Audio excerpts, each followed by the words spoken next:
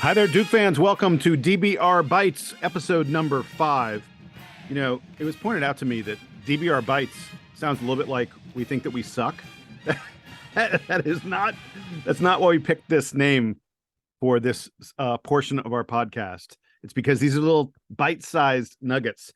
And today we're going to have a bunch of little bite-sized nibbles. Should probably be DBR nibbles today.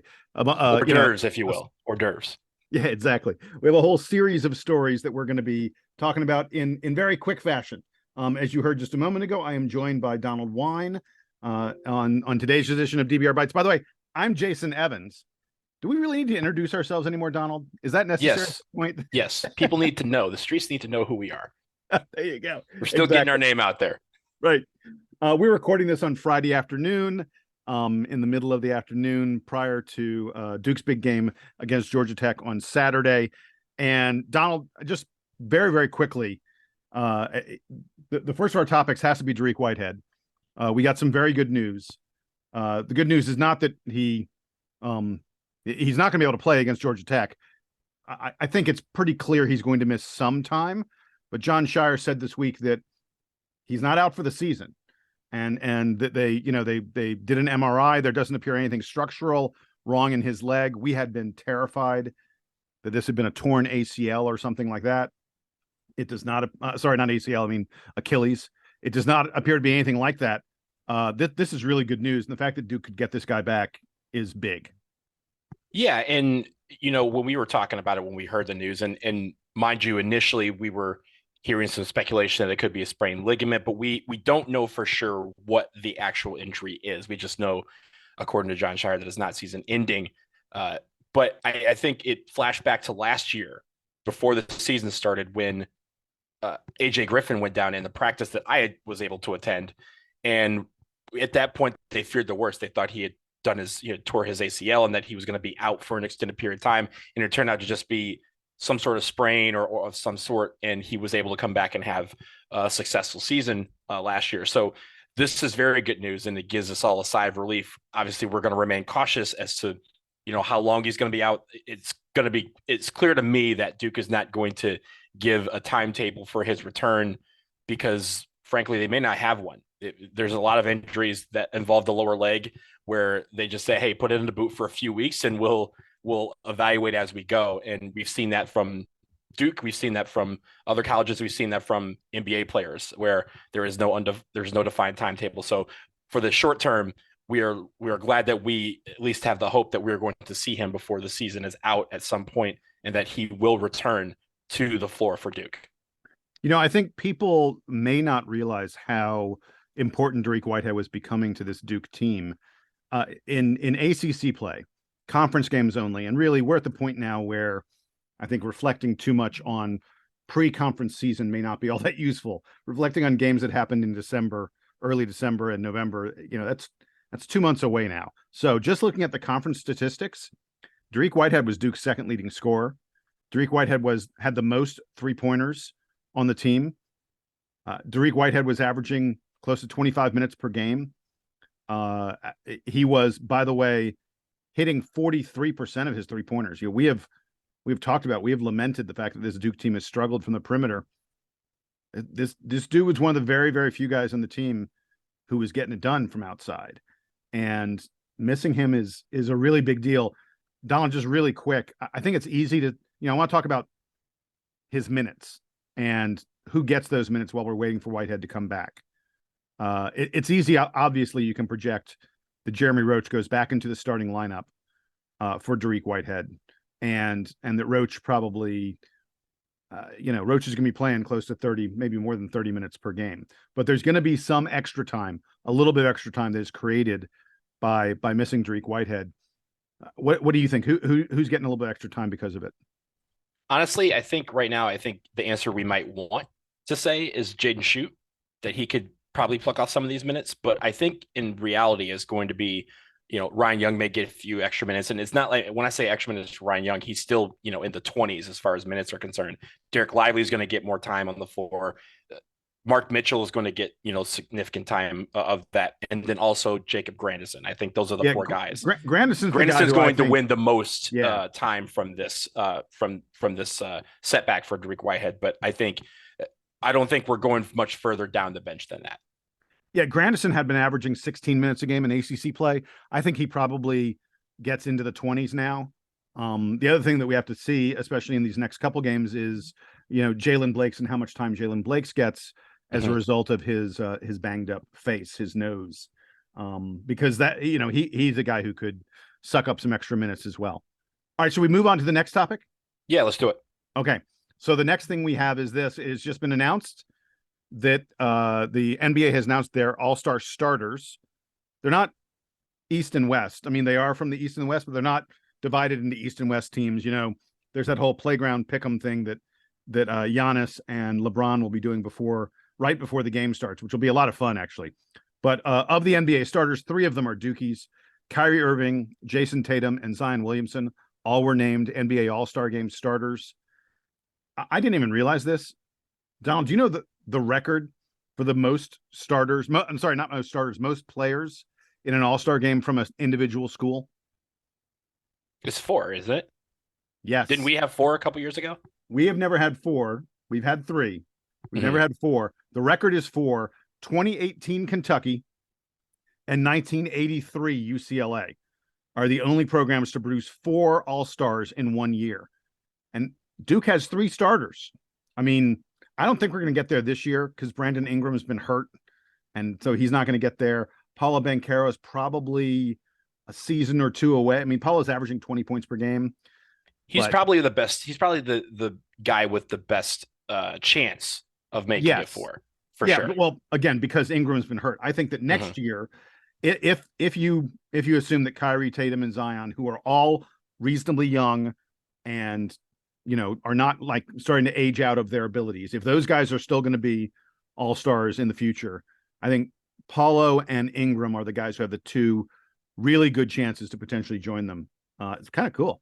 Really cool. I'll also mention that RJ Barrett's had a pretty decent season too. I don't think he's it's averaging all-star 20 worthy, points per game. Yeah. But it's right there at that cusp where, again, he's probably being considered for a reserve role. I don't think he gets it. I think, as I mentioned, I think Paolo Banchero is probably the guy with the best shot, mainly because of the fact, yes, he's the number 1 pick in last year's draft. He's had a tremendous season, probably the best season amongst the rookies so far, and also just the star quality that he does possess. He does draw crowds whenever he plays on the road.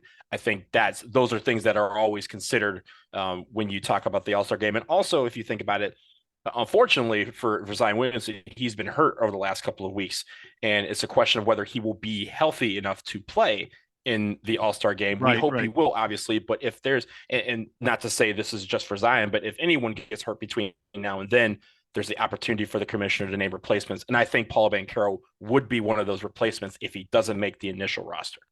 You literally stole this from me. I literally was going to say this. I was going to say, if Zion is hurt, I think Paolo makes a lot of sense as a replacement pick because there's that, Duke connection. They play similar positions. There'd be a lot of. I do think they do it by conference until they get the draft. Like when they do replacements, I think they do replace. Like if a Western player goes down, then they do replace it with a Western. Oh, player. You're probably right. I think that's how it still works. It's just the playground setup of how they just draw the teams means you can draw from either conference. Oh, that sucks because I thought Paolo was the perfect replacement for Zion. I think he still is. I just don't think he would be necessarily for Zion. Yeah. Oh, well. Okay. Hey, let's move on to our next topic as we're taking our nibbles along the way. I want to just briefly mention, because we haven't had a chance to talk about it on this podcast, that Mike Brey is retiring. I know that news came out like a week ago. We've been busy, folks. What can I tell you? A lot of things going on. Yeah. But we did want to tip our cap to a guy who will always be connected with Duke because of his connection to Coach K and the fact that he was an assistant coach here. Mike Brey is stepping down at Notre Dame, an incredible career, winningest coach in Notre Dame's history. The thing I wanted to say about it, Donald, just very quickly, there's an incredible line of legendary coaches, coaches who are like, Hall of Fame level coaches who have stepped aside in the past year. Coach K, obviously, Roy Williams, obviously, Jay Wright.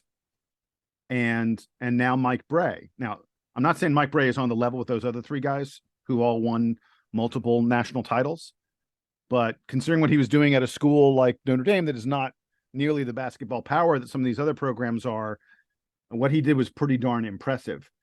And you have to begin to wonder, like Jim Boeheim, Leonard Hamilton, Jim Larinaga, these guys who've been part of the ACC forever, are they, next in this line of coaching legends who are stepping aside? And I think, so much has been talked about name, image, and likeness in the transfer portal, and that's driving these coaches. These coaches don't want to deal with this stuff anymore, and that's driving them out of the game.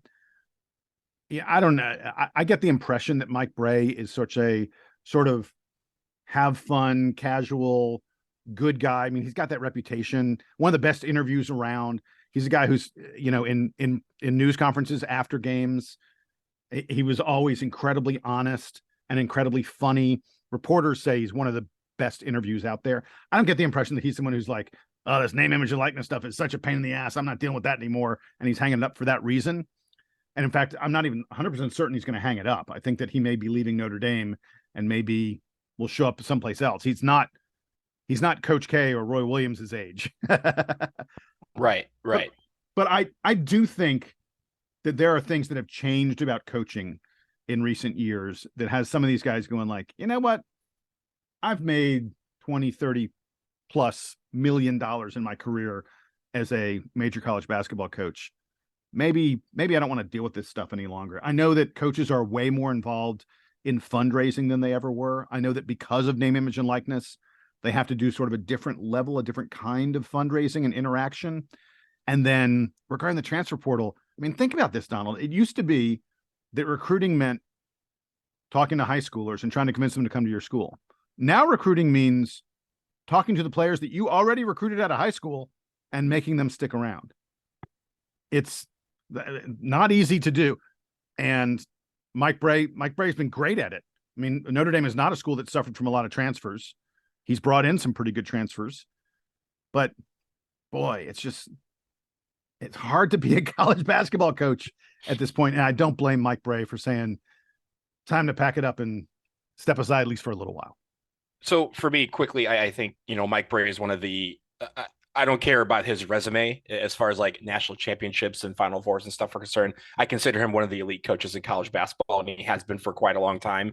And losing that is a loss for college basketball. And wherever he ends up, if he ends up retiring or if he ends up going somewhere else, Notre Dame will be the lesser for it, because Notre Dame's program was in no small part built on the back of Mike Brey's leadership. So we commend him for that. I believe, check me, Jason, I believe he was the first coach to beat from the Coach K tree to beat him in a game. Yeah, I believe that is correct. He did that when they joined the ACC. So, and he, every time we went to South Bend, it's always a struggle when we go to South Bend because of how he has that team ready to play. Now, I will say, you were mentioning some of the other coaches that are still around. Remember, Jim Boeheim actually did retire once. He announced his retirement. Yeah. He had a coach in waiting, and then his sons decided to commit to Syracuse, and he said, no, I'm going to coach my sons.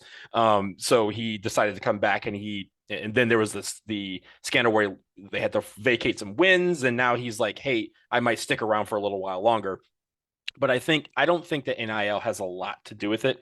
I think these guys are just getting up there and they're like, hey, it may be coincidental, but I think at the end of the day, these guys are like, hey, I just don't want to get up at 6 a.m. anymore, or 5 a.m. or whenever they get up to go to a practice or go on the recruiting trail and do all these little things that they do tape work. They do videotape work until 2, 3 in the morning all the time. Right. Yeah. And then they go to bed for maybe an hour, and then they get back up. And sometimes they have cots and some people when they get old, they have like actual nice beds in their office because they sleep there during the season enough. And this is not just college basketball, this is college football as well. So yep. I think a lot of these guys, NIL might be the coincidental way to kind of link it to them, but I don't think it has a lot to do with it. I think it's just guys that are trying to, at the end of the day, they're like, hey, I've done this for a long time.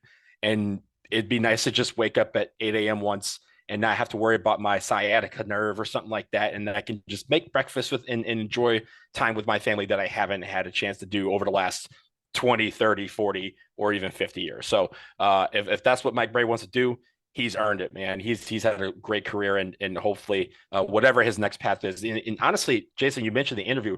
I'd love to see him on TV if he wanted to do that path. I think that'd be a nice role for him. Oh God, yeah. I will say this: it's a real pity that Mike Brey is going out the way he is with a team that is struggling so mightily, and a team that is really experienced. Look, I love to take credit on here when I'm like, hey, remember I told you in the preseason X or Y would happen? Well, in the preseason, I told you Notre Dame was going to be good, and I was dead wrong about that. It is such a pity, and I can't believe that Brey announced he was retiring, and his team still can't play worth a damn. They're still losing games to Boston College, and I mean they played NC State close on the road. That's a good result for Notre Dame, but still, like this for these seniors, super seniors, to be giving this as Mike Brey's send off. Notre Dame's currently 1-9 in the ACC, 9-12 overall. For this to be Mike Brey's send off is just wrong. It's just a pity. It is what it is, and I think sometimes that's what escalates or at least accelerates someone's desire to get out. Yeah. We want to do one last thing before we go, just very, very quickly. Go ahead, take it, Tom. I know you really wanted to mention this. Yeah, so everyone who is a Duke fan who has listened to Duke radio over the last, it feels like 100 years, but it probably hasn't been that long, but it's been a very long time, decades and decades, knew that there was, for a long time, there was one voice of the Blue Devils, and that man was Bob Harris. And he retired a few years ago, and we were fortunate enough to have him on the podcast when he was in his last year, I want to say, as the voice of the Blue Devils. Yep. Called hundreds of football games, thousands of basketball games over his career, and was synonymous with Duke basketball for so long. He unfortunately has been undergoing some recent health struggles and was diagnosed with Alzheimer's a few years ago, and apparently that Alzheimer's has accelerated rapidly to where he needs round the clock care. So I know some either friends or close family or family members have set up a GoFundMe. You can go find that on the internet. It's everywhere that you can find it. I believe the DBR front page has a link to it. But we just want to send our well wishes to Bob Harris. He's a truly one of the best dynamite men that has been around the Duke program for a long time, and really has been, again, all of those, those names and those catchphrases and just those moments that we've shared as Duke fans over the last 40 years. How sweet it is. That voice was Bob Harris. So I really just want to send well wishes to him and his family, and hope that he can maintain, because Alzheimer's is just a terrible disease, and I know how much of a struggle that probably is for him and his family. I lost my father to Alzheimer's, and it is a dreadful, awful disease that robs you of who you are, of your memories and your personality and everything. And I wouldn't wish it on my worst enemy. I certainly feel terrible that it is impacting Bob Harris, who is someone who's brought so much joy to so many Duke fans in so many different ways over the years. So yeah, folks, if you're out there and you feel like supporting this GoFundMe, we think that's a wonderful thing. Supporting the Alzheimer's Foundation, there are certainly a number of different ways you can honor Bob Harris's memory, and this is absolutely the time to do it. All right, that's going to wrap it up for us here on this latest edition of the Duke Basketball Report Bites, the DBR Bites. For Donald Wine, I am Jason Evans. Reminder, I will be at the Georgia Tech game tomorrow, Saturday, when we are playing the Yellow Jackets here in Atlanta. And if you want to, come on down to the varsity. If you don't know what the varsity is, I just can't help you out. What do you have? Yeah, nothing I can do for you if you don't know what the varsity is. Come to the varsity at 2:00, an hour before the game. I'll be hanging out there, meeting other Duke fans. We'll be all chatting and having a good time and sharing orange Julius's and peach pies, fried peach pies. And bring back a win, please. Bring back a win. I will do my best to bring back a win. Yes, we need to bring back a victory. Again, for Donald, for Sam, who is not here with us, I'm Jason. Here's the Duke Band to play us out, and take us home.